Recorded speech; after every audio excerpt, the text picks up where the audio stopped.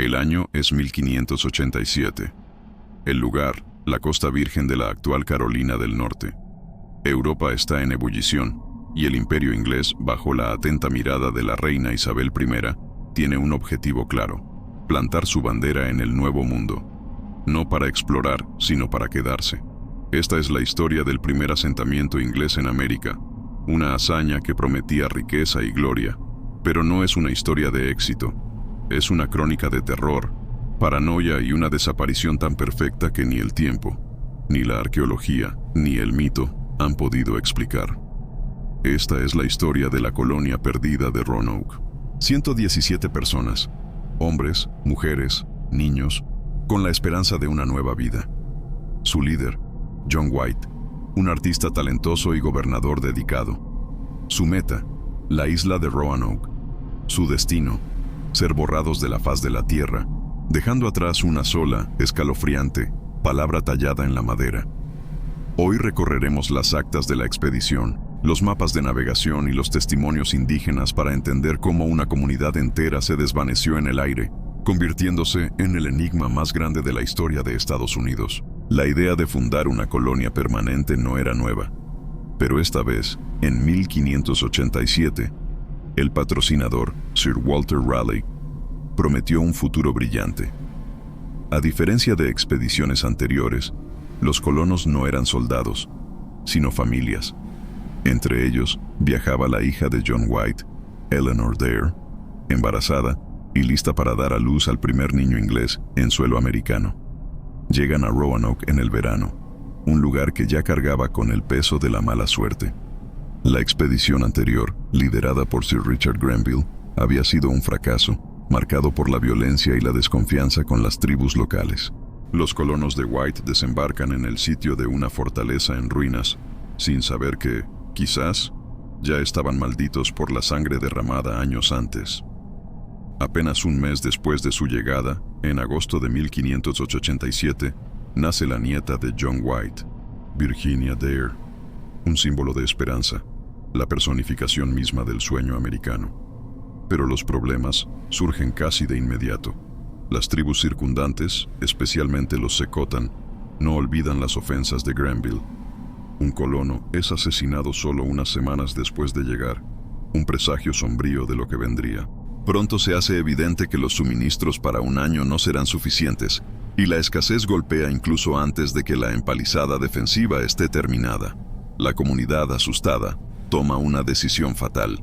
Presionan al gobernador John White para que regrese a Inglaterra en busca de urgentes provisiones, antes de que el invierno los asfixie. A regañadientes y dejando atrás a su hija y a su nieta recién nacida, White zarpa a finales de 1587. Les prometió volver en pocos meses. Sería la última vez que vería a su familia. El regreso de John White a Inglaterra se encontró con la mayor crisis militar que el país había visto en décadas. La temida Armada Invencible de España estaba a punto de atacar las costas británicas. En respuesta, la reina Isabel I emitió una orden estricta. Todos los barcos capaces de navegar fueron requisados para la defensa de la nación. No había barcos para Roanoke. John White se encontró atrapado. Desesperado, intentó fletar 2 pequeños buques por su cuenta para rescatar a su familia, pero el destino fue cruel. Esos barcos fueron interceptados y saqueados por corsarios franceses, obligándolo a regresar a puerto, derrotado. El poco tiempo de White se convirtió en 3 largos años, 3 inviernos brutales, 3 años de incertidumbre para 117 almas en una isla desolada, sin comunicación, sin refuerzos, y con el resentimiento indígena hirviendo a su alrededor. Este largo interludio es el vacío en la historia, es el corazón del misterio. ¿Cómo sobrevivieron? ¿A dónde fueron? ¿Por qué nadie dejó una nota o una señal de socorro que pudiéramos encontrar? La tragedia no fue solo la desaparición, sino la forma en que la gran política internacional, una guerra entre imperios, selló el destino de una pequeña comunidad al otro lado del mundo. Finalmente, en agosto de 1590, 3 años después de su partida, un John White envejecido y desesperado regresa por fin a Roanoke. Su corazón debe haber latido con una mezcla de esperanza y terror. Al pisar la orilla, notó el primer indicio de que algo estaba terriblemente mal. No había botes en la playa. No había señales de vida. Los edificios y la empalizada estaban intactos, pero la fortaleza se sentía extrañamente silenciosa. No había humo saliendo de las chimeneas, ni voces, ni los gritos de bienvenida que tanto había anhelado. Al entrar en el fuerte, el horror se hizo palpable. Los colonos no estaban. Simplemente no estaban. No había rastros de lucha, ni tumbas frescas, ni el desorden que sugeriría un ataque violento o una partida apresurada. Al contrario, todo parecía indicar que la gente se había ido de forma ordenada. Los cofres de hierro estaban abiertos, pero no saqueados. Las casas habían sido desmanteladas pieza por pieza, no destruidas por el fuego. White se aferró a un último rayo de esperanza. Antes de partir, había acordado con los colonos un código secreto. Si se veían obligados a marcharse, grabarían su destino en un árbol o en un poste. Y si se marchaban por la fuerza o bajo amenaza, tallarían una cruz de Malta junto a la palabra. Fue entonces cuando encontró la única y escalofriante evidencia. En la entrada del fuerte, tallada en uno de los postes, estaba la palabra Croatoan, y en un gran árbol cercano, las letras CRO. No había ninguna cruz tallada. White interpretó esto como una señal clara. Los colonos se habían trasladado voluntariamente, no bajo amenaza, a la isla de Croatoan, la actual isla de Hatteras, un territorio amistoso donde vivía la tribu croatán. A pesar de las tormentas que se avecinaban y las protestas de sus hombres, White estaba decidido a navegar hasta allí. Pero el destino, cruel, intervino una última vez. Una tormenta feroz azotó la costa, y el capitán del barco, temiendo naufragar, se negó en redondo a ir a Croatoan. La expedición de rescate zarpó de vuelta a Inglaterra, dejando a John White atrás y a los 117 colonos perdidos para siempre en la niebla de la historia. El misterio de Roanoke no se resolvió en 1590 y, sorprendentemente, no se ha resuelto hoy. El enigma ha generado 4 siglos de especulación y 4 teorías principales, cada una con un agujero que abre la puerta a lo fantástico. La primera, la más aceptada por los historiadores, es la asimilación. Los colonos, desesperados por la comida y la supervivencia, caminaron o navegaron a la cercana isla Croatoan y se integraron pacíficamente con la tribu local, como lo sugería la palabra tallada.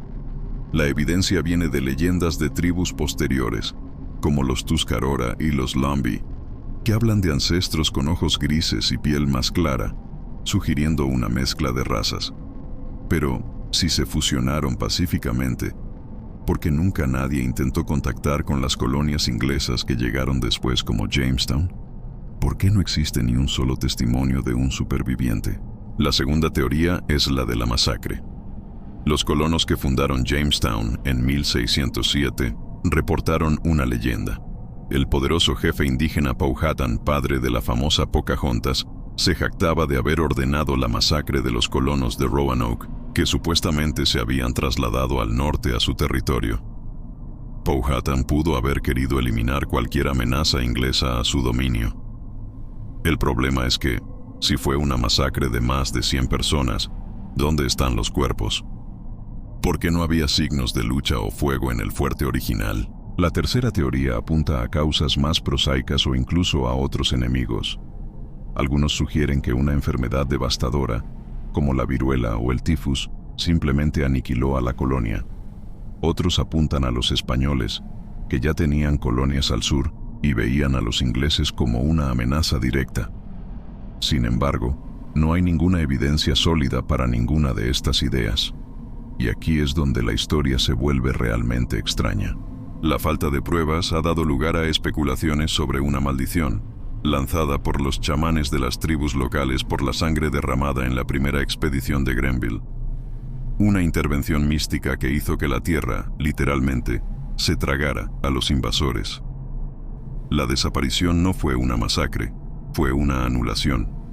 La verdadera fuerza del misterio de Roanoke es la falta de respuesta. Los colonos no perecieron en un naufragio épico, ni fueron devorados por un monstruo marino. Simplemente se esfumaron, como si la propia realidad los hubiera rechazado. Pensemos por un momento en el último día de la colonia perdida.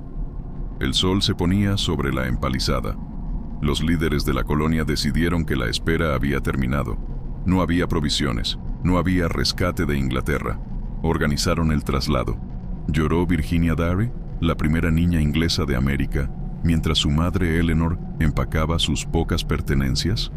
Alguien, con una herramienta afilada, grabó la palabra Croatoan en el poste.